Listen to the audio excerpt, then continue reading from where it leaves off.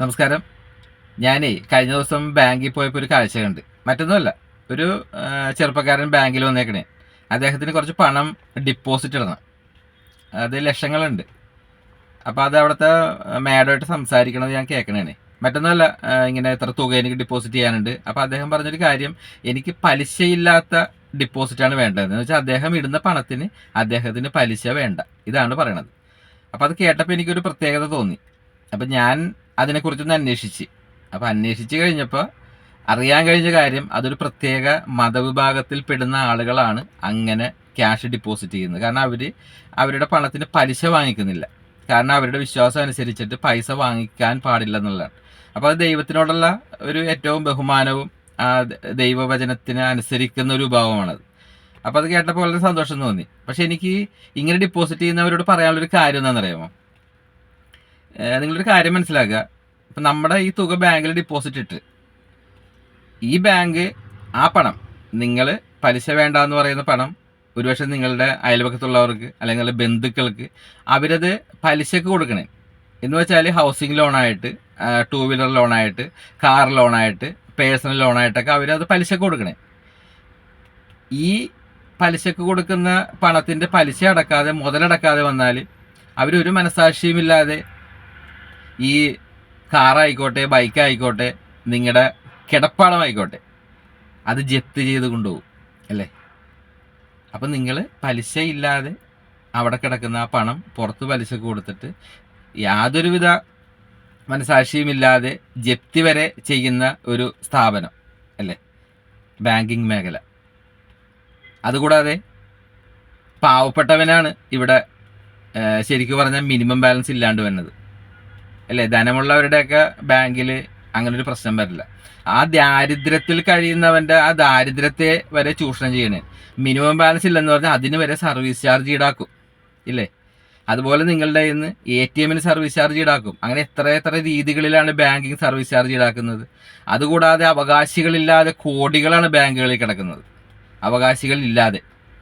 അപ്പം ഇത്തരം ബാങ്കിൽ കൊണ്ടുപോയിട്ട് എന്തിനാണ് നമ്മുടെ ഈ പൈസ കൊണ്ടുപോയിട്ട് ഇട്ടിട്ട് പലിശ വേണ്ടെന്ന് പറയുന്നത്? എൻ്റെ വീടിൻ്റെ തൊട്ടടുത്തൊരു വീടുണ്ട്. അവിടെ ശരിക്കും പറഞ്ഞാൽ അവരൊരു മഴ പെയ്തിട്ടുണ്ടെങ്കിൽ അവർക്ക് ആ വീട്ടിൽ കിടക്കാൻ പറ്റില്ല. അവിടെ നിന്ന് മാറണം.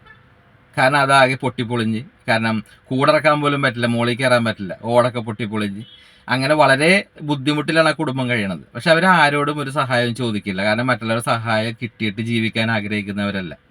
അവരങ്ങനെ അവരുടെ ദുഃഖത്തിലും അവരുടെ പ്രശ്നങ്ങളിലൊക്കെ അവർ ഒതുങ്ങി ജീവിച്ചു പോണേ ആ കുടുംബം.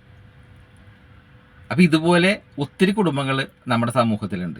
എനിക്ക് പറയാനുള്ളത്, നിങ്ങൾ ഈ പലിശ വേണ്ട എന്ന് പറയുന്ന ആ പലിശ ബാങ്കിൽ നിന്ന് വാങ്ങിക്കണം. ദൈവം ഉദ്ദേശിച്ചേക്കണ കാര്യം എന്ന് വെച്ചിട്ടുണ്ടെങ്കിൽ, നിങ്ങളുടെ മുമ്പിൽ ഒരാൾ സഹായം ആവശ്യപ്പെട്ട് വന്നാൽ, പണമായിക്കോട്ടെ മറ്റെന്തും ആയിക്കോട്ടെ, നിങ്ങൾ അവരെ സഹായിക്കുമ്പോൾ അതിന് പ്രതിഫലം വാങ്ങിക്കരുത്. പണമാണെങ്കിൽ അതിന് പലിശ വാങ്ങിക്കരുത് അല്ലേ? നിങ്ങളൊരാൾക്കൊരു സഹായം ചെയ്താൽ അതിന് നിങ്ങൾ പ്രതിഫലം വാങ്ങിക്കരുത്. ഒരിക്കലും നിങ്ങൾ സഹായം ചെയ്തിട്ട് ഒരാളെ അടിമയാക്കാൻ പാടില്ല, പലിശയുടെ പേരിലായിക്കോട്ടെ മറ്റെന്ത് കാര്യത്തിലായിക്കോട്ടെ. അപ്പം ഇതാണ് ദൈവം ഉദ്ദേശിക്കുന്ന കാര്യം. അപ്പോൾ പ്രിയപ്പെട്ടവരെ, ഞാൻ ഈ പറയുന്ന കാര്യങ്ങൾ പോസിറ്റീവായിട്ട് എടുക്കുക. ഇവിടെ കുറേ കഷ്ടപ്പെടുന്ന കുറേ ആളുകളുണ്ട്. നിങ്ങളുടെ ചുറ്റും ഒന്ന് നോക്കിക്കഴിഞ്ഞാൽ മതി. എന്തിനാണ് ഈ കോടികൾ ആസ്തിയുള്ള ബാങ്കിൽ കൊണ്ടുപോയിട്ട് നിങ്ങളുടെ ഈ പലിശ വെറുതെ ഈ കടലിൽ കൊണ്ടുപോയിട്ട്, എന്താ പറയുക, ഈ ചായ കലക്കണ പോലെ, എനിക്ക് പറയാൻ വാക്ക് കിട്ടണില്ല, വല്ല ഗുണമുണ്ടാവും? ഒരു ഗുണവും കിട്ടുന്നില്ല അതിനെ കൊണ്ട്. അതുകൊണ്ട് നിങ്ങളൊരു നല്ലൊരു തീരുമാനമെടുക്കുക പോസിറ്റീവായിട്ട്. കാലങ്ങൾ മാറണനുസരിച്ചിട്ട് നമ്മൾ മാറ് അല്ലേ? ദൈവം ഒരിക്കലും നമ്മളെയൊന്നും കുറ്റപ്പെടുത്തില്ല. നമ്മുടെ ആ ബാങ്കിലിടുന്ന പണത്തിന് നിങ്ങൾ പലിശ മേടിക്കണം. പലിശ മേടിച്ചിട്ട് അർഹതപ്പെട്ടവൻ്റെ കയ്യിൽ നിങ്ങൾ കൊണ്ടുപോയി കൊടുക്കുക. നിങ്ങളാ പലിശ നിങ്ങൾ ഉപയോഗിക്കണ്ട. ഇവിടെ കുറേ പാവങ്ങളുണ്ട്, വീടില്ലാണ്ട് ദുരിതം അനുഭവിക്കുന്നവർ അല്ലേ? മക്കളെ കെട്ടിക്കാൻ പറ്റാത്തവർ, ജോലിയില്ലാത്തവർ, കഷ്ടപ്പെട്ട് ദുരിതം ജീവിക്കുന്ന കുറേ ആളുകളുണ്ട്. അവരെയൊക്കെ സഹായിക്കുക. ദൈവത്തിൻ്റെ കടാക്ഷം നിങ്ങൾക്ക് ഉണ്ടാവും. അങ്ങനെ വേണം നമ്മളെ തിരിച്ചറിയാനായിട്ട്. നമ്മൾ ദൈവം പറഞ്ഞ ഒരു വാക്ക് അതേപടി എടുക്കുമ്പോൾ അതിൻ്റെ പിന്നിലുള്ള കാര്യങ്ങൾ ചിന്തിക്കണം. ബാങ്കിൽ കൊണ്ടുപോയിട്ട് പലിശ മേടിക്കണം എന്നല്ല പറഞ്ഞേക്കുന്നത്. നിങ്ങളെ പലിശ മേടിക്ക്. ഇതുപോലത്തെ ദാരിദ്ര്യം അനുഭവിക്കുന്ന പാവങ്ങൾക്ക് വേണ്ടി നിങ്ങളത് എടുത്ത് ഉപയോഗിക്ക്. ഞാനിത് പറഞ്ഞതിൻ്റെ പേരിൽ എന്നോട് ഒന്നും തോന്നരുത്. കാരണം എനിക്ക് മറ്റുള്ള സഹായിക്കാനുള്ള സാമ്പത്തിക അവസ്ഥയൊന്നും എനിക്കില്ല. അപ്പോൾ ഇതൊന്നും മനസ്സിലാക്കുക. നിങ്ങൾ ഈ വീഡിയോ എല്ലാവരും ഷെയർ ചെയ്യുക. ഇത് ഞാൻ ഏത് മതമാണെന്നോ അങ്ങനെ ഒന്നും പറയാതെ വിശ്വാസമാണെന്നോ ഒന്നും പറയുന്നില്ല. പക്ഷെ അവരത് ചെയ്യണമെന്ന് വലിയൊരു പോസിറ്റീവാണ് കേട്ടോ. ആ ഈശ്വര വിശ്വാസത്തിൽ അവരർപ്പിക്കുന്ന വിശ്വാസമാണത്. പക്ഷെ ആ വിശ്വാസം നിങ്ങൾ തിരിച്ചറിയണം എങ്ങനെ വിനിയോഗിക്കണമെന്നുള്ള കാര്യത്തിൽ. അതുകൊണ്ട് നിങ്ങൾ നിങ്ങളുടെ ബാങ്കിലിട്ടിരിക്കുന്ന പണത്തിന് പലിശ മേടിക്കുക. ആ പലിശ എടുത്ത് പാവങ്ങൾക്ക് കൊടുക്കുക. നിങ്ങളുടെ ചുറ്റുവട്ടത്ത് നോക്കിയാൽ മതി.